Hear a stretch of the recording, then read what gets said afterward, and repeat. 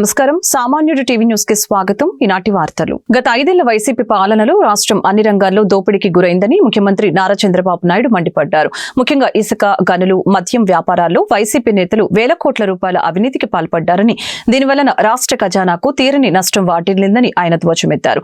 ఉచిత ఇసుక విధానాన్ని రద్దు చేసి ఇసుకను వైసీపీ నేతలు తమ సొంత ఆస్తిగా మార్చుకున్నారని సీఎం విమర్శించారు. ఇసుక అక్రమ రవాణా ద్వారా సుమారు 40,000 కోట్లు కొల్లగొట్టారని, నిర్మాణ రంగాన్ని దెబ్బతీశారని ఆరోపించారు. గత ప్రభుత్వ హయాంలో రాష్ట్రంలో దొరికిన మద్యం బ్రాండ్లపై సీఎం తీవ్ర విమర్శలు చేశారు. కేవలం తమకు అనుకూలమైన కంపెనీలకే టెండర్లు ఇచ్చి డిజిటల్ పేమెంట్లను కాదని నగదు రూపంలో వేల కోట్లు వసూలు చేశారని దుయ్యబట్టారు. మద్యం ద్వారా ప్రభుత్వానికి రావాల్సిన 18,860 కోట్ల ఆదాయం పక్కదారి పట్టిందని వెల్లడించారు. ల్యాండ్ టైటిలింగ్ యాక్ట్, మీ ఆస్తి మీ జుట్టు ఆయన పట్టుకొని లేయమంటే లేయాలా, కూర్చోమంటే కూర్చోవాలా? అంటే ఇది బ్లాక్ మెయిల్ చేయడమునా కాదా అని అడుగుతున్నా. మీ భూమి సర్వే చేశాడు, 700 కోట్ల రూపాయలు ఖర్చు పెట్టి ఆయన ఫోటో వేశాడు, దానికి డబ్బులు పెట్టాడు. భూమి మీది, పొలం మీది, ఆయన ఫోటో చూసుకోవాలి. శాశ్వతంగా మీ పొలంలో ఉండాలనుకున్నాడు, కానీ శాశ్వతంగా నువ్వు మాకొద్దని వదిలించుకున్నారు. అది ప్రజాస్వామ్యం. అంటే ఎవరికైనా ఎలాంటి ఆలోచనలు వస్తాయా తమ్ముళ్ళు అని మిమ్మల్ని అడుగుతున్నా. ఏమమ్మా ఆడబిడ్డలు వస్తాయా? నేను 50 ఏళ్ళున్నా నాకు ఎప్పుడూ ఆలోచన రాలా. అంటే ఒక వ్యక్తి యొక్క ఆలోచన నిన్న మళ్ళా ప్రెస్ కాన్ఫరెన్స్ పెట్టి నేను చేతగాని వాడిని, ఆయనకి ఏం తెలియదు, మా నాయనతో పనిచేశాడు, కొడుకుతో పోటీ పడలేకపోతున్నాడని నిన్న మళ్ళా వాగే పరిస్థితికి వచ్చారు. నేను అడుగుతున్నా మిమ్మల్ని అందరినీ, ఇలాంటి చెత్త పనులు నన్ను చేయమంటారా అని మిమ్మల్ని అడుగుతున్నా. శాండు, మైను, వైను అన్నిట్లో దోపిడే. కడాన వెంకటేశ్వర స్వామికి ఇచ్చే ప్రసాదం కూడా కల్తీనే, ఆ నెయ్యి కూడా కల్తీనే. ఇప్పుడు ఆయన అంటాడు నేనేదో క్రెడిట్ చోరీ చేస్తున్నానంట. అంటే ఏం మాట్లాడుతున్నారో కూడా తెలియదు, ఏం మాట్లాడినా జరిగిపోతుంది అనుకుంటున్నారు తప్ప ఒక పద్ధతి లేని రాజకీయం చేస్తున్నారు. ఈ విషయం మీరు గుర్తుపెట్టుకోవాల్సిన అవసరం ఉంది. నేను ఒకటే ఈ రాష్ట్రంలో ఉండే ప్రతి ఒక్కరిని కోరుతున్నాను, మంచికి చెడుకి వ్యత్యాసాన్ని ఎప్పటికప్పుడు నెమరేసుకోవాలి. రాజకీయ నాయకులే కాదు, సమాజంలో ఎవరైనా మాట్లాడితే వాళ్ళ మాటలను బేరీజ్ చేసుకుని మంచిని ప్రోత్సహించాలి, చెడును ఖండించాలి. అప్పుడే సమాజంలో మంచి జరుగుతుంది, మీకు భవిష్యత్తు ఉంటుంది. మీకే కాదు మన పిల్లలకు కూడా బంగారు భవిష్యత్తు ఉంటుందని మీ అందరికీ విజ్ఞప్తి చేస్తున్నా. అందుకే నేను ఒక యజ్ఞమారిగా తీసుకున్నా. నేను స్వచ్ఛమైన ఆలోచనలే తీసుకొస్తాను. నేను ఒక ఆలోచన చేశాను, మన పోయినప్పుడు పేద మరియు మధ్యతరగతి ప్రజలకు అత్యున్నత ప్రమాణాలతో కూడిన వైద్య సేవలను తక్కువ ఖర్చుతో అందించడమే లక్ష్యంగా శ్రీ ధూళిపాల వీరయ్య చౌదరి మెమోరియల్ ట్రస్ట్ పనిచేస్తుందని ట్రస్ట్ చైర్మన్ మాజీ ఎమ్మెల్యే ధూళిపాల నరేంద్ర కుమార్ తెలిపారు. మంగళవారం వడ్లమూడిలోని ఆసుపత్రి ప్రాంగణంలో జరిగిన మీడియా సమావేశంలో ఆయన మాట్లాడారు. గత 6 ఏళ్లుగా డీవీసీ హాస్పిటల్ వేలాది మందికి ప్రాణదానం చేసిందని ఆయన గుర్తు చేశారు. ముఖ్యంగా సంగం డైరీకి పాలు పోసే లక్షలాది మంది పాడి రైతులకు, వారి కుటుంబ సభ్యులకు వైద్య బిల్లులో 50% రాయితీ కల్పిస్తూ అండగా నిలుస్తున్నామని తెలిపారు. 0 పడకల సామర్థ్యంతో ప్రారంభమైన ఈ ఆసుపత్రిలో ప్రస్తుతం కార్డియాలజీ, నెఫ్రాలజీ, న్యూరో సర్జరీ వంటి 10 సూపర్ స్పెషాలిటీ విభాగాలు అందుబాటులో ఉన్నాయని ఆయన వివరించారు. రాష్ట్రంలోని గ్రామీణ స్థాయిలో హెలీప్యాడ్ సౌకర్యం కలిగిన ఏకైక ఆసుపత్రిగా అత్యవసర సమయాల్లో ప్రాణాలను కాపాడడంలో ముందంజలో ఉన్నామని నరేంద్ర కుమార్ పేర్కొన్నారు. 16 సంవత్సరాలు నేను సంగం డైరీ చైర్మన్ గా లేను. నా ముందున్న వ్యక్తులు 10 ఏళ్ళు 14 ఏళ్ళు ఉన్నా కూడా ఎవరు ఇంది కుటుంబం ఆస్తంలా, కానీ ధూళిపాల నరేంద్ర కుమార్ వస్తేనే ఇది కుటుంబ ఆస్తి అంటారు. నాకు అర్థం కాదు, అది వాళ్ళకి రాంది. ధూళిపాల నరేంద్ర కుమార్ వస్తే ఇదేదో ఈయన కుటుంబం ఈయనదే అంటారు. మీరు నన్ను చూసి ఏముంది, ఇంకొక హాస్పిటల్ ఉంది, ఇంకో సంగం డైరీ ఉందనుకుంటారేమో. బట్ దీనివల్ల వ్యక్తిగతంగా నేను నా కుటుంబము సఫర్ అవ్వచ్చు, but we have served people at larger extent. అదొక్కటే మాకు సంతోషాన్ని ఇచ్చేది. ప్రభుత్వం వేధింపులకు గురి చేసి తనల్ని ఇంకా జైలుకు పంపడానికి వెళ్ళినటువంటి తరుణంలో నన్ను బయటకు తీసుకురండి అని ఆయన అడగల, నా బయలు కోసం ప్రయత్నం చేయండి అని ఆయన అడగల. ప్రభుత్వం దుర్మార్గపు ఆలోచన చేస్తోంది. ఇది వ్యాపార సంస్థ కాదు, ఇది సహకార సంస్థ. ఈ ప్రభుత్వం చేతిలో పడితే ఇది నలిగిపోతుంది. దీని పునాదులు కదిలిపోతాయి. దీన్ని కాపాడాల్సినటువంటి బాధ్యత మనందరి మీద ఉంది. మీ దృష్టి దాని మీద పెట్టండి అని అడిగారు. That speaks his commitment to the organisation. అప్పుడప్పుడు మాట కాస్త కటువుగా ఉంటుంది కానీ ఆలోచనలు మనసు మాత్రం ప్రేమగానే ఉంటాయి. ఈ నియోజకవర్గం పట్ల, ఈ ప్రజల పట్ల, ఈ సంస్థల పట్ల ఆలోచనల్లో మాకందరికీ కూడా పెద్ద ఆలోచనలు పెద్ద తేడా లేవు. ఇవన్నీ కూడా ప్రజలతో కలిసి పనిచేయడానికి మార్గాలే తప్ప జీవించడానికో జీవితంలో ఆదాయం సంపాదించడానికో మార్గాలు మాత్రం కాదు.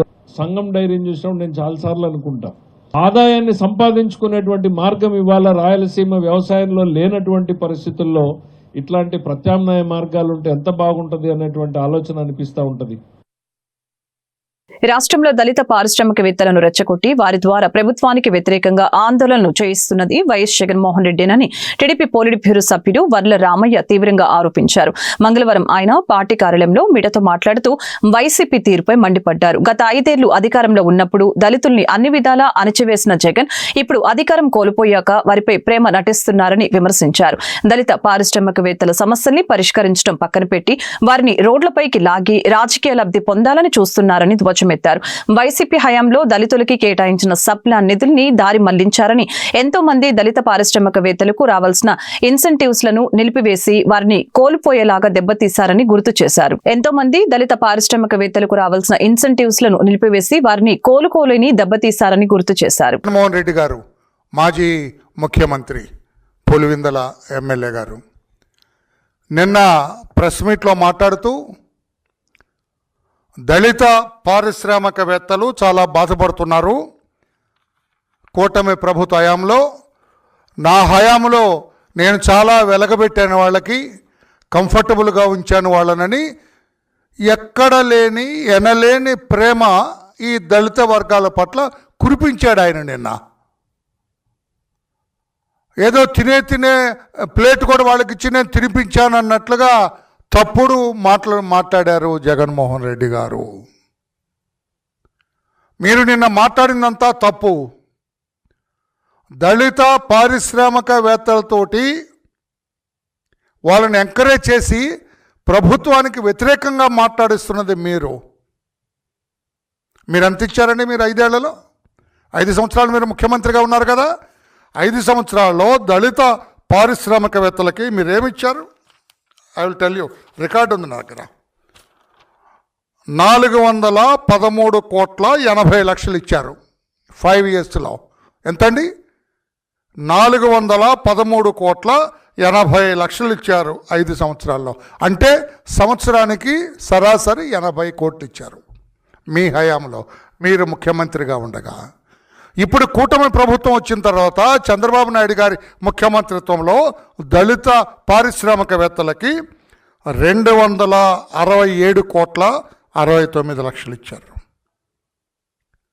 మీరు 5 ఏళ్లలో 413 కోట్లు ఇస్తే సంవత్సరంన్నరలోనే 267,69,00,000 అంటే సరాసరి సంవత్సరానికి 178 కోట్ల రూపాయలు ఇచ్చారు. 178. మీరు ఇచ్చిందంతా 80 కోట్లు. ఇక్కడ 178 కోట్లు. ఎవరు ఎక్కువ ఇచ్చినట్టు జగన్మోహన్ రెడ్డి? ఎందుకు ఈ దళిత వర్గాల్ని మోసం చేసి ఉద్యమాలు చేయండి, ఆందోళన చేయండి అని ఎందుకు ఎంకరేజ్ చేస్తున్నావు? ఈ రోజున జగన్మోహన్ ఈ పారిశ్రామికవేత్తలకి సోదరులకు కూడా నేను విజ్ఞప్తి చేస్తూ ఉన్నా, అతని మాయలో పడొద్దు ఎవరు కూడా. దళిత వర్గాల వాళ్ళు ఎవరు కూడా, పారిశ్రామికవేత్తలు కావచ్చు. గత వైసీపీ ప్రభుత్వ హయాంలో చేపట్టిన భూ సర్వే అంతా పెద్ద కుట్ర అని, కేవలం భూ కబ్జాలకు పాల్పడేందుకే జగన్ రెడ్డి ఈ సర్వేను అస్త్రంగా వాడుకున్నారని రాష్ట్ర మంత్రి కొండపల్లి శ్రీనివాస్ ఆరోపించారు. శనివారం అమరావతిలోని ఎన్టీఆర్ భవన్ నుండి జరిగిన మీడియా సమావేశంలో ఆయన ప్రత్యక్షంగా పాల్గొని మాట్లాడారు. భూముల రీసర్వే పేరుతో గత ప్రభుత్వం సామాన్య ప్రజలను, రైతులను భయాందోళనకి గురి చేసిందని మంత్రి విమర్శించారు. సర్వే రాళ్లపై జగన్ ఫోటోలు వేయించుకోవడం ఆయన అహంకారానికి నిదర్శనమని, దీనివలన ప్రజలకు ఎలాంటి ఉపయోగం లేదని మండిపడ్డారు. వివాదాస్పదమైన ల్యాండ్ టైటిలింగ్ యాక్ట్ తీసుకువచ్చి భూములపై యజమానులకు ఉండే హక్కులను కాలరాసే ప్రయత్నం జగన్ చేశారని ఆయన విమర్శించారు. ప్రజలు తమ భూమిని కాపాడుకోవాలంటే కోర్టుల చుట్టూ తిరిగేలాగా చట్టాలను మార్చారని ఆరోపించారు. గత గవర్నమెంట్ చేసినటువంటి ఇష్యూస్ వల్ల ఈరోజు సామాన్య రైతులు ఎక్కడికి వెళ్ళాలో తెలియదు, ఏ రకంగా క్లియర్ చేయాలో తెలియని పరిస్థితిలో ఉండింది. ఈరోజు గౌరవ ముఖ్యమంత్రి గారు, కలెక్టర్ గారి కలెక్టర్స్ కాన్ఫరెన్స్ పెట్టి ప్రత్యేకించి మండల ఎంఆర్ఓస్కి ప్రత్యేకించి గైడెన్స్ ఇచ్చి ఎటువంటి ప్రాబ్లం ఉంది, ఈ ప్రాబ్లంకి ఏ సొల్యూషన్ వస్తే బాగుంటుందని ఒక గైడ్లైన్స్ ఇచ్చి ప్రతి సమస్యని క్లియర్ చేయడానికి పనిచేయడం జరుగుతూ ఉంది. మరి అంతేకాకుండా ఈ ప్రతిపక్ష పార్టీ నాయకుడు చెప్పినటువంటి విధానాన్ని మనందరం కూడా ఖండించాలి. రీసర్వే వల్ల విజయనగరం జిల్లాలోనే సుమారు 1,00,000 పైన జాయింట్ ఎల్పిఎమ్స్ క్రియేట్ అయ్యాయి. ఈ జాయింట్ ఎల్పిఎమ్స్లో ఉన్నటువంటి ఇష్యూస్ అన్నీ కూడా క్లియర్ చేయడానికి మేము పనిచేస్తున్నాం. గతంలో చాలామంది వలసలు వెళ్ళిపోయిన పరిస్థితి ఉంది విజయనగరం జిల్లాలో. వాళ్ళందరూ కూడా రీసర్వే జరుగుతున్న టైంలో లేకపోవడం వల్ల వాళ్ళ భూములందరూ కూడా ఇష్యూస్లోకి వెళ్ళిపోయిన పరిస్థితి వాస్తవం. అవన్నీ కూడా మళ్ళీ రైతులు కూర్చోబెట్టి గ్రీవెన్స్ ఓపెన్ చేసి ఆ గ్రీవెన్స్ దగ్గరుండి మండల అధికారులు, రెవెన్యూ సర్వే అధికారి, అలాగే గ్రామ రెవెన్యూ అధికారి అందరూ కూడా కలిసికట్టుగా పనిచేసి సాల్వ్ చేసే దశగా వెళ్తున్నాము. గౌరవ ముఖ్యమంత్రి గారు చాలా క్లియర్గా చెప్పారు, రెవెన్యూ ఇష్యూస్ని చాలా పారదర్శకంగా సామాన్యుడికి కష్టం లేకుండా న్యాయం జరిగించేలాగా పనిచేయమని చెప్పారు. మరి ఇంతటి ఈ వ్యవస్థని కంప్లీట్గా తప్పుదావ పట్టి సరైనటువంటి గైడెన్స్ అధికారులకు ఇవ్వకుండా ప్రజల్లో ఇబ్బంది పెట్టినటువంటి ప్రతిపక్ష పార్టీ నాయకుడు మరి ఏ రకంగా ఆయన చేసిన పని గొప్పదని చెప్పుకోవడం చాలా హాస్యాస్పదం. మన రాష్ట్రం ప్రజలందరూ కూడా చాలా బాధపడుతున్నారు. మరి అలాగే ఫ్రీ హోల్డ్ ల్యాండ్ కూడా గత గవర్నమెంట్లో సుమారు 13,59,000 ఎకరాలని ఫ్రీ హోల్డ్ చేశారు. అందులో 5,74,000 ఎకరాలు డీవేట్ చేసినటువంటివి. ఎందుకంటే 5,74,000కి ఫ్రీ హోల్డ్ అనేదానికి అసలు ఎలిజిబిలిటీ లేని ల్యాండ్ కూడా 5,74,000ని ఫ్రీ హోల్డ్లకు పెట్టడం కూడా జరిగింది. అందులో కొంత ల్యాండ్ కూడా డీవేషన్ చేశారు. డీవేషన్ అయినటువంటి ల్యాండ్ కూడా కొంత రిజిస్ట్రేషన్ చేశారు. సుమారు 8,000 ఎకరాలు డీవేస్ట్ చేసినటువంటి ల్యాండ్ని కూడా రిజిస్ట్రేషన్లోకి తీసుకెళ్లారు. మరి ఇవన్నీ కూడా గత ప్రభుత్వం చేసినటువంటి తప్పుదాలనే సంగతి మీరు అందరూ కూడా గమనించాలి. మరి అంతేకాకుండా 700 కోట్ల ప్రజాధనం ఖర్చు పెట్టి రాష్ట్ర వ్యాప్తంగా సర్వేరాలపైన జగన్మోహన్ రెడ్డి బొమ్మ వేసుకున్నారు. దేశ భవిష్యత్తు విద్యార్థుల చేతుల్లోనే ఉందని, వారిలో స్వాతంత్ర స్ఫూర్తిని రగిల్చినప్పుడే సమాజంపై వారికి సరైన అవగాహన బాధ్యత ఏర్పడుతుందని రాష్ట్ర మంత్రి కందుల దుర్గేష్ పేర్కొన్నారు. స్వాతంత్ర దినోత్సవ వేడుకలు మరియు వివిధ పాఠశాల కార్యక్రమాల్లో పాల్గొన్న సందర్భంగా ఆయన విద్యార్థులను ఉద్దేశించి కీలక ప్రసంగం చేశారు. విద్యార్థులకి క్లాస్ రూమ్ విద్యతో పాటు దేశ రాజకీయాలు, పరిపాలన మరియు ప్రజాస్వామ్య విలువలపై అవగాహన కల్పించాల్సిన అవసరం ఉందని అన్నారు. ఇందుకోసం జిల్లాల వారీగా మాక్ అసెంబ్లీ వంటి కార్యక్రమాలను నిర్వహించే ఆలోచనలో ఉన్నట్లు ఆయన వెల్లడించారు. పర్యావరణ పరిరక్షణ, పరిశుభ్రత వంటి సామాజిక అంశాల్లో విద్యార్థులు చురుగ్గా పాల్గొనాలని, తద్వారా సమాజంలో మార్పు తీసుకురావచ్చని సూచించారు. వందే మాతర గీతంతో స్వతంత్ర పోరాటంలోకి దూకి ప్రాణత్యాగాలు కొనర్చి ఈ దేశానికి స్వతంత్రాన్ని తీసుకురావడం వల్ల ఇవాళ మనం స్వేచ్ఛావాయువులను పీల్చగలుగుతున్నాం. ఈ స్ఫూర్తిని మనం కొనసాగించాల్సిన బాధ్యత మనందరి మీద ఉంది. ముఖ్యంగా ఇప్పుడిప్పుడే ఎదుగుతున్నటువంటి విద్యార్థుల్లో ఈ స్వాతంత్ర స్ఫూర్తిని రగల్చగలిగితే వారిలో సమాజం పట్ల సరైనటువంటి అవగాహన వస్తుంది. తద్వారా వాళ్ళు రెస్పాన్సిబుల్ సిటిజన్స్ అవుతారనేటువంటి మాటని మనం గట్టిగా నమ్ముతున్నాం. అందుకే ఈ కార్యక్రమం ద్వారా ప్రజలందరినీ కూడా జాగృతం చేయాలనేటువంటి ఆలోచనతో భారతదేశ వ్యాప్తంగా 150 సంవత్సరాలు పూర్తయినటువంటి సందర్భంగా జరుగుతున్న ఈ కార్యక్రమం మనకి చాలా గర్వకారణం. ఆ జెండా చూసినప్పుడు ఒక పక్కన భారతీయుడిగా, మరో పక్కన జెండాకి రూపకల్పన చేసినటువంటి పెంగళ వెంకయ్య గారు పుట్టినటువంటి ఆంధ్రదేశానికి చెందిన వాళ్ళగా మనకి చాలా గర్వకారణంగా ఉంటుంది. అందరం ఈ కార్యక్రమాన్ని ముందుకు తీసుకెళ్లి రాబోయే రోజుల్లో దేశభక్తితోటి ఈ దేశాన్ని పునర్నిర్మాణం చేసుకుందాం అనేటువంటి మాటని మరొకసారి తెలియజేసుకుంటూ సెలవు తీసుకుంటాం. మంగళగిరిలోని అంజుమన్ భూములను స్వాధీనం చేసుకునేందుకు కూటమి ప్రభుత్వం తీసుకున్న నిర్ణయంపై వైసీపీ తీవ్ర ఆగ్రహం వ్యక్తం చేసింది. శనివారం గుంటూరు ఈస్ట్ పరిధిలోని 15వ డివిజన్ హుస్సేన్ నగర్ లో ఇంటింటికి తిరిగి సంతకాల సేకరణ కార్యక్రమం గుంటూరు నగర వైసీపీ అధ్యక్షురాలు, తూర్పు నియోజకవర్గం ఇన్ఛార్జ్ షేక్ నూరి ఫాతిమా ఆధ్వర్యంలో నిర్వహించారు. ఈ సందర్భంగా ఆమె మీడియాతో మాట్లాడుతూ తాము చేపట్టిన సంతకాల సేకరణకు ప్రజల నుంచి విశేష స్పందన లభించిందని అన్నారు. ఈ నెల 30వ తేదీన గుంటూరులో భారీ నిరసన ర్యాలీ చేపడుతున్నామని తెలిపారు. ఈ కార్యక్రమాన్ని విజయవంతం చేయాలని పిలుపునిచ్చారు. కూటమి పాలనలో ముస్లిం మైనార్టీలకు అన్యాయం జరుగుతుందని ఆరోపించారు. కార్యక్రమంలో వైసీపీ నేతలు గులాం రసూల్, రాష్ట్ర minority cell joint secretary Sheikh Afsar, జిల్లా మైనార్టీ ప్రెసిడెంట్ షైదా ఖాన్, షేక్ లియాఖత్, అజయ్, పోలవరపు జ్యోతి, వెంకటేశ్వర్లు తదితరులు పాల్గొన్నారు. ముందుగా అందరికీ నమస్తే, అస్సలాముఅలైకుం, వందనాలు. మీ అందరికీ తెలిసినట్టుగానే గత నెల నుంచి కూడా జరుగుతున్న కార్యక్రమంలోనే ఈ కార్యక్రమం కూడా మరి సంతకాల సేకరణ కార్యక్రమం నిన్న మసీదు దగ్గర జుమ్మా నమాజ్ తర్వాత ఏ విధంగా సక్రమంగా జరిగిందో అనూహ్య స్పందన, ఇంకా ప్రజలు మద్దతు ఇవ్వడానికి చేయటానికి వాళ్ళందరూ కూడా ముందుకు వస్తున్నారు. అలాగే మరి ఈరోజు హుసేన్ నగర్ లో 15వ వార్డులో సంతకాల సేకరణ కార్యక్రమం ఈరోజు చేపట్టాము. అలాగే ప్రజల దగ్గరికి వెళ్ళి దీని అవగాహన తెలిస్తే మాకు తెలుసమ్మా, మేము చూస్తున్నాము ఏ విధంగా ఈ కూటమి ప్రభుత్వం చేస్తుందో, ఇప్పుడు దాకా రాష్ట్రంలో పథకాలు ఇవ్వలేదు, డెవలప్మెంట్ లేదని చెప్పుకుంటున్నాం, ఇప్పుడు మైనార్టీ ఆస్తుల మీద పడుతున్నారు అని చెప్పి వాళ్ళే మరి ఎందుకైనా మేము ఓటేసాం, వీళ్ళకి ఓట్లేసి ఈ రోజు మేము బాధపడుతున్నాం అని చెప్పి వాళ్ళంతటా వాళ్ళు చెప్తున్నారు. నిజంగానే ఈ రాష్ట్రానికి బాధాకరం ఈ కూటమి ప్రభుత్వం రావటం, ప్రజలకి వాళ్ళకి మరి రావణ కష్టంలాగా మారే విధంగా ఈ కూటమి ప్రభుత్వం చర్యలు ఉంటున్నాయి.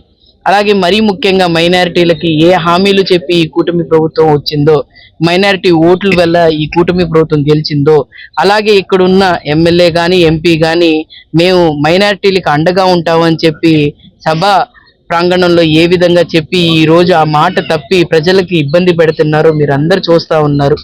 కానీ మరి మంచి ప్రభుత్వం జగన్మోహన్ రెడ్డి గారి హయాంలో మైనారిటీలు ఎంత చక్కగా అన్ని పథకాలు కానీ లేకపోతే వాళ్ళకి సంక్షేమం కానీ లేకపోతే అభివృద్ధి కానీ ఏ విధంగా మైనారిటీలు జరిగిందో అదే విధంగా రానున్న రోజుల్లో 2029 జగన్మోహన్ రెడ్డి గారి హయాం మళ్ళీ వస్తుంది. వాళ్ళు మాకు భరోసా ఇస్తున్నారు. ఆ భరోసా ప్రకారంగానే ఎప్పుడు ఈ 3 సంవత్సరాలు కంప్లీట్ అవుతుందో, మాకు ఈ రావణ కష్టం ఎప్పుడు పోయిద్దో అని చెప్పి మరి వాళ్ళు చెప్పటం చేయటం జరిగింది. అదే విధంగా దానికోసం ఖచ్చితంగా ప్రజల వెంట, ప్రజల కోసం ఏ విధంగా మాట చెప్పి మరి జగన్మోహన్ రెడ్డి గారు ఈ పార్టీ స్థాపించారో అదే విధంగా మేము కూడా ఉంటామని చెప్పి తెలియజేస్తూ గుంటూరు 1 టౌన్ 2 టౌన్ లో మరి ఈ సంతకాల సేకరణ కార్యక్రమం ఇంకా ప్రజల్లోకి వెళ్ళి తీసుకెళ్లి దీని అవగాహన తీసుకొని వచ్చి 30వ తారీఖుని ప్రోగ్రామ్ మాత్రం సక్సెస్ఫుల్ చేస్తామని చెప్పి ప్రజలు చెప్పడం జరిగింది. దానికి చాలా సంతోషంగా ఉంది.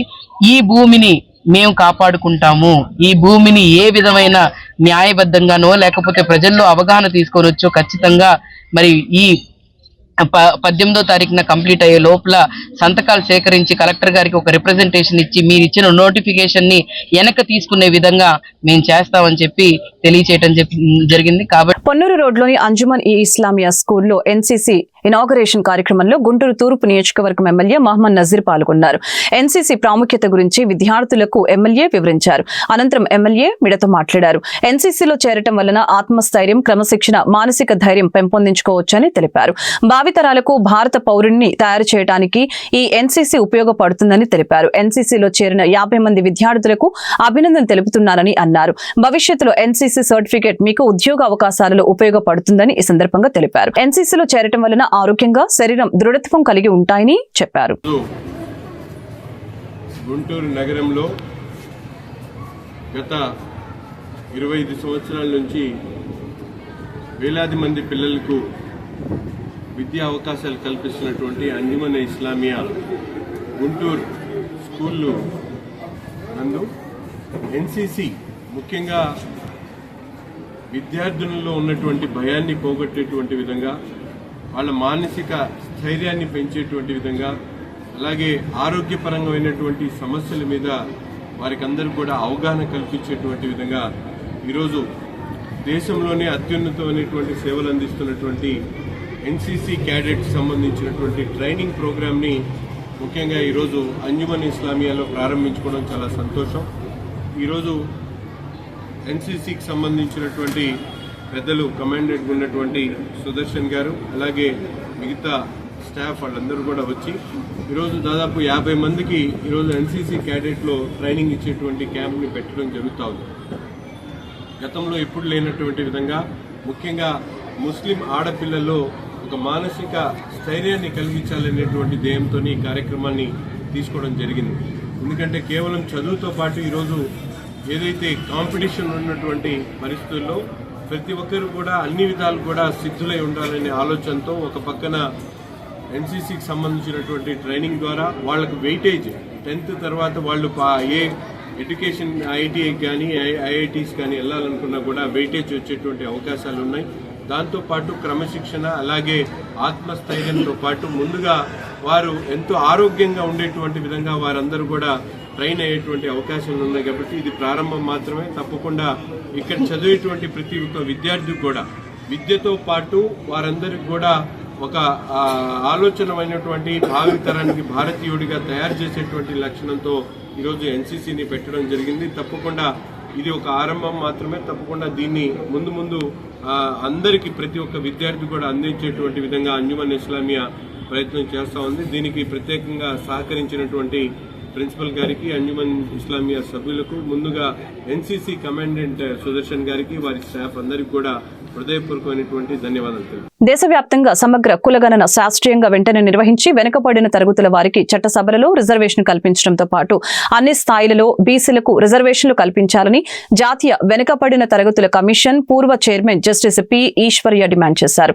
జననాయక్ కర్పూరి ఠాకూర్ ఫౌండేషన్ ఆధ్వర్యంలో గుంటూరులోని బీవీఆర్ కన్వెన్షన్ హాల్లో భారతరత్న జననాయక్ బీహార్ మాజీ ముఖ్యమంత్రి కర్పూరి ఠాకూర్ 102వ జయంతి ఘనంగా జరిగింది. ఈ కార్యక్రమంలో జస్టిస్ పి ఈశ్వరయ్య, మాజీ మంత్రి వర్యులు డొక్క మాణికవర్ ప్రసాద్, మాజీ శాసన మండలి సభ్యులు జంగా కృష్ణమూర్తి, సిపిఐ రాష్ట్ర కార్యదర్శి జి ఈశ్వరయ్య, జననాయక్ కర్పూరి ఠాకూర్ ఫౌండేషన్ నేత డాక్టర్ ఆలా వెంకటేశ్వర్లు, జన చైతన్య వేదిక రాష్ట్ర అధ్యక్షులు వల్లంరెడ్డి, లక్ష్మణ్ రెడ్డి తదితరులు పాల్గొన్నారు. ఈ రోజు ఈ ఆంధ్ర రాష్ట్రంలో ఫిబ్రవరి మాసంలో నెక్స్ట్ మంత్లోనే లోకల్ బాడీస్ ఎలక్షన్స్ ఉన్నాయి. లోకల్ బాడీస్ ఎలక్షన్స్ ఉన్నాయి కాబట్టి ఆ సందర్భంగా ఏదైతే all India backward class federation all ఇండియాలో విస్తరించున్నదో అలానే ఆంధ్రప్రదేశ్లో అంత ప్రబలంగా లేకపోయినా మా డాక్టర్ ఆలా వెంకటేశ్వరరావు దానికి గౌరవ అధ్యక్షులు, వారి ద్వారా ఒక రిప్రజెంటేషను మేము ఏదైతే 2 నెలల కింద ఇచ్చినాము, 19th నవంబర్లో ఇచ్చినాము. తర్వాత అప్పటి నుంచి గవర్నమెంట్ ఏది జవాబు చెప్పనందువల్ల ఏమని ఇచ్చినాము, మీరు కులగణన చేయండి. కులగణన ఏదైతే గత ప్రభుత్వం కులగణన 23లో మొదలుపెట్టి ఎలక్షన్స్ కంప్లీట్గా చేసింది కానీ పబ్లిష్ చేయలేదు. ఆ కులగణన పబ్లిష్ చేయండి. లేదంటే కులగణన చేయడానికంటే socially educationally backward classes OBC లిస్టుని తయారు చేసుకోవడానికి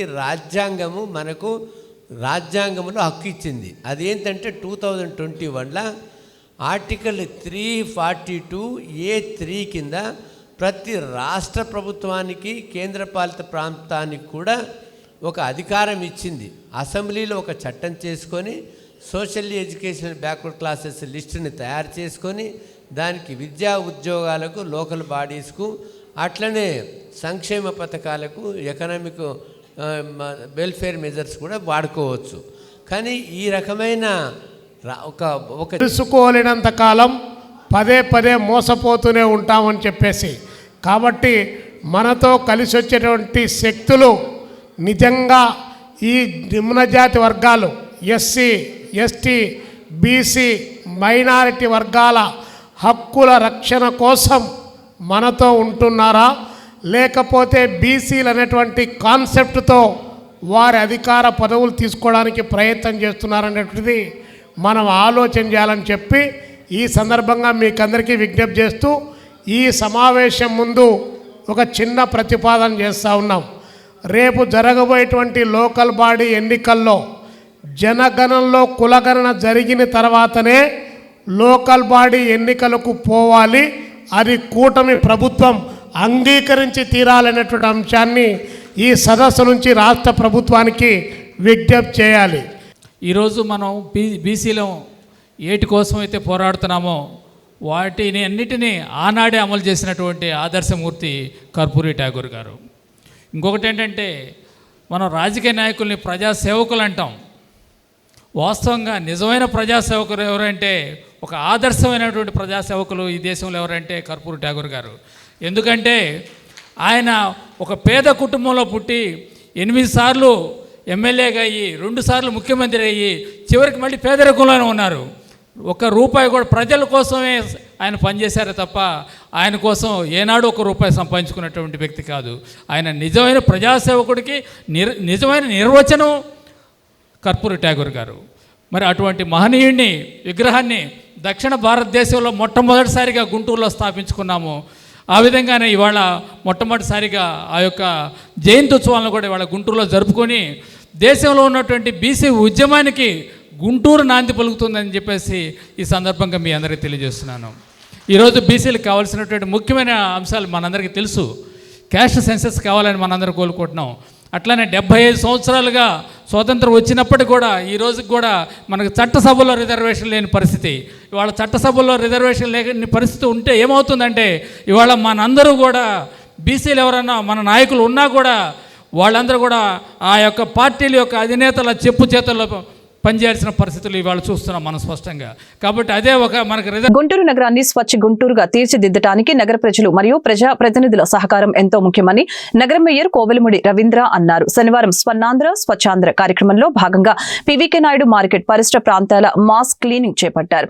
శ్రీ వెంకటేశ్వర విజ్ఞాన మందిరం ఎదురుగల టాయిలెట్స్ ను నగర కమిషనర్ కె మయూర్ అశోక్ తో కలిసి మేయర్ పరిశీలించారు. తదుపరి విజ్ఞాన మందిరం వద్ద అధికారులు సిబ్బందిచే స్వచ్ఛ ప్రతిజ్ఞ చేపించారు. ఈ సందర్భంగా మేయర్ మాట్లాడుతూ రాష్ట్ర ముఖ్యమంత్రి నారా చంద్రబాబు నాయుడు స్వర్ణాంధ్ర స్వచ్ఛాంధ్ర కార్యక్రమం ద్వారా రాష్ట్ర వ్యాప్తంగా క్లీన్ అండ్ గ్రీన్ చేయిస్తున్నారని వివరించారు. కార్యక్రమంలో deputy mayor Sheikh Sajila, SC G Venkateswararao, city planner Rambabu, CMO H doctor Shanthikala, deputy కమిషనర్లు B Srinivasarao, CH Srinivasarao, T Venkata Krishnaiah, కార్పొరేటర్లు ఈరంటి వరప్రసాద్, పోతురాజు, సమత, నగరపాలక సంస్థ అధికారులు సిబ్బంది పాల్గొన్నారు.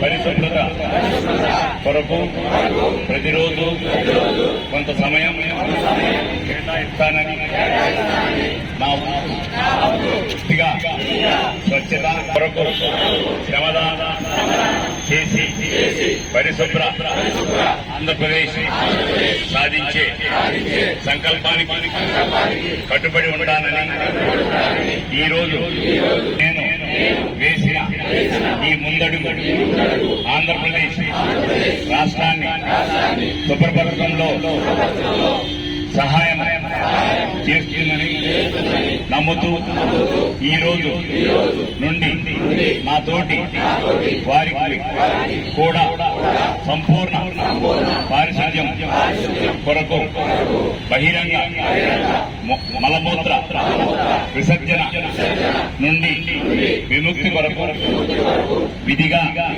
గృహ మరియు సామూహిక మరుగుదొడ్డిని వినియోగించడం, క్రమం తప్పకుండా సెప్టిక్ ట్యాంకును శుభ్రపరచడం వంటి అంశాలపై అవగాహన కల్పించే దిశగా ప్రయత్నిస్తానని మన ఆంధ్రప్రదేశ్ను స్వచ్ఛాంధ్రప్రదేశ్ గా తీర్చిదిద్దేటట్టు నా వంతు కృషి చేస్తానని ప్రమాణం చేస్తున్నాను. అమరావతి రాజధాని పరిధిలో 77వ గణతంత్ర దినోత్సవ వేడుకలు ఫుల్ డ్రెస్ రిహార్సల్ శనివారం ఘనంగా జరిగింది. ఈ కార్యక్రమాన్ని రాష్ట్ర డీజీపీ హరీష్ కుమార్ గుప్తా, సాధారణ పరిపాలన శాఖ ముఖ్య కార్యదర్శి జె శ్యామల్ రావులు పరిశీలించారు. జంగారెడ్డిగూడెం ఏఎస్పీ ఐపీఎస్ అధికారి ఆర్ సుస్మిత పెరేడ్ కమాండర్ గా వ్యవహరించారు. భారత ఆర్మీ, ఆంధ్రప్రదేశ్ 2వ పోలీస్ బెటాలియన్, సిఆర్పీఎఫ్ పోలీసు సాయుధ దళాలు, ఆంధ్రప్రదేశ్ 16వ పోలీస్ బెటాలియన్, బాలురు బాలికల విభాగాల ఎన్సీసీ క్యాడెట్స్, రాష్ట్ర సాంఘిక సంక్షేమ గురుకుల సంస్థల విద్యార్థులు, రెడ్ క్రాస్ యువదళం కంటిజెంట్స్ డ్రెస్ రిహార్సల్స్ ప్రదర్శించారు. ఈ కార్యక్రమంలో ఐజీ రాజకుమారి, జిల్లా collector A Thammi Mansaria, SP Vakul Jindal, joint collector Ashutosh Srivastava, సమాచార పౌర సంబంధాల శాఖ సంచాలకులు కెఎస్ విశ్వనాథన్, గుంటూరు నగరపాలక సంస్థ కమిషనర్ కె మయూర్ అశోక్, అదనపు కమిషనర్ చెల్ల ఓబులేసు తదితర జిల్లా అధికారులు పాల్గొన్నారు. మానవతా స్వచ్ఛంద సేవా సంస్థ ఆధ్వర్యంలో జనవరి 24వ తేదీన గుంటూరు చౌత్రా సెంటర్లోని ప్రభుత్వ బాలికల ఉన్నత పాఠశాలలో జాతీయ బాలిక దినోత్సవాన్ని ఘనంగా నిర్వహించారు. ఈ కార్యక్రమానికి ముఖ్య అతిథిగా ప్రసిద్ధ గైనకాలజిస్ట్ డాక్టర్ ఎన్ అనితా హాస్ట్రీ బాలికలకు ఆరోగ్యం, పరిశుభ్రత, జీవన శైలిపై విస్తృత అవగాహనని కల్పించడం జరిగింది. ఒక బాలిక ఆరోగ్యంగా, ఆత్మవిశ్వాసంతో, విద్యావంతంగా, శక్తివంతంగా ఎదిగితే కుటుంబం బలపడుతుంది, దేశం బలపడుతుంది, ప్రపంచం బలపడుతుందని ఈ సందర్భంగా తెలిపారు. చిప్స్, చాక్లెట్స్, జంక్ ఫుడ్ కి దూరంగా ఉండి పౌష్టికాహారం తీసుకోవాలని, రోజు సరిపడా నీరు త్రాగాలని, మంచి నిద్రతో పాటు వ్యాయామాన్ని అలవర్చుకోవాలని ఈ సందర్భంగా తెలియజేశారు. ఈ కార్యక్రమంలో మానవతా డైరెక్టర్లు తిరుపతి రెడ్డి, శ్రీనివాస్ రెడ్డి, గుడివాడ శ్రీనివాసరావు, శివాజీ, రాధాకృష్ణ, పావని, పాఠశాల ఉపాధ్యాయులు, నాన్ టీచింగ్ సిబ్బంది, తల్లిదండ్రులు మరియు విద్యార్థినులు పాల్గొన్నారు. కంటైనర్స్ లో వెళ్తున్నాయి. ఎలా వెళ్తున్నాయి? లారీస్, ట్రాన్స్పోర్ట్ ఆటోస్ లో వెళ్తున్నాయి. సో అవి మెటల్ చుట్టూతా హాట్ అయిపోయి ఆ వాటర్లో ఆ ప్లాస్టిక్ అంతా కరిగి, ఎస్పెషల్లీ రీయూజబుల్ ప్లాస్టిక్, ఈ మైక్రో ప్లాస్టిక్స్ అన్నీ చాలా చిన్నగా ఉంటాయి. అండ్ మెన్ కంటే ఫీమేల్స్లో ఈ మైక్రో ప్లాస్టిక్ అబ్జార్ప్షన్ చాలా ఎక్కువ.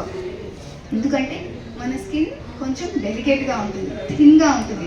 సో అబ్జార్ప్షన్ ఈవెన్ మనం చుట్టూతా, ఈవెన్ కార్లో కూర్చున్న కార్ డాష్ బోర్డ్ నుంచి కూడా మైక్రో ప్లాస్టిక్ అబ్జార్ప్షన్ వస్తుంది. సో ఎంతవరకు freshly prepared food, hot food, ఈ చిప్స్, జంక్ అంతా కూడా మనకి ఈ ఫాయిల్ ర్యాపర్స్ వాటిలోనే వస్తాయి కదా. So all that is again junk. So as a women me responsibility ఏంటంటే ఎక్కడెక్కడ మనం ఇవన్నీ అవాయిడ్ చేయగలుగుతాం, ఎక్కడెక్కడ ఇవన్నీ ప్రివెంట్ చేయగలుగుతాం. రోజుకి ఒక ఫ్రూట్, ఒక సాలడ్, వాటర్ ఎక్కువ తాగడము, అండ్ ఏది కొన్నా కానీ ప్యాకెట్ వెనక్కి తిప్పి దాంట్లో ఏంటి ఇంగ్రీడియంట్స్ ఉన్నాయి, ఏంటి ఈస్ట్రోజన్ హార్మోన్ని పక్కకు తప్పించేసి ఇది ఈస్ట్రోజన్లా బిహేవ్ చేసి ఓవేరియన్ సిస్ట్. మేడం ఈ అంటే చిల్డ్రన్ కానీ ఎవరికైనా కానీ ఈ అవేర్నెస్ చాలా ఇంపార్టెంట్. మేము no plastic on private parts అని కూడా ఒక క్యాంపెయిన్ చేస్తున్నాం అనమాట. సో బయోడిగ్రేడబుల్ ప్యాడ్స్ వాడడం చాలా ఇంపార్టెంట్. మీరు వినుంటారు endometriosis, fibroids, ovarian cyst, month అంతా బ్లీడింగ్ అవ్వడం, లేకపోతే పీరియడ్ సరిగా రాకపోవడము, మెన్స్ట్రల్ క్రాంప్స్, ర్యాష్ రావడము మన ప్లాస్టిక్ ప్యాడ్స్ వాడిన తర్వాత. సో బయోడిగ్రేడబుల్ కాటన్, కార్న్, మన మొక్కజొన్న చెత్త, బనానా లీవ్స్, ఫైబర్తో, వీటిలన్నిటితో చేసిన ప్యాడ్స్ ఇప్పుడు బాగా అవైలబుల్గా ఉన్నాయి చాలా కంపెనీస్. అండ్ ఇవన్నీ కూడా మ్యానుఫ్యాక్చరింగ్ చేసేది మన రూరల్ పాపులేషన్లో, మనకి విలేజెస్లో ఉంటారు కదా, ఆ విమెన్తో కల్పించి డ్వాక్రాని కాదు సార్, సిరోన్ అనే కంపెనీ, కార్మసీ అనే కంపెనీ, సహేలి అనే కంపెనీ. ఈ వార్తలు ఇంతటితో సమాప్తం. మరొక బులెటిన్ మళ్ళీ కలుద్దాం. నమస్కారం.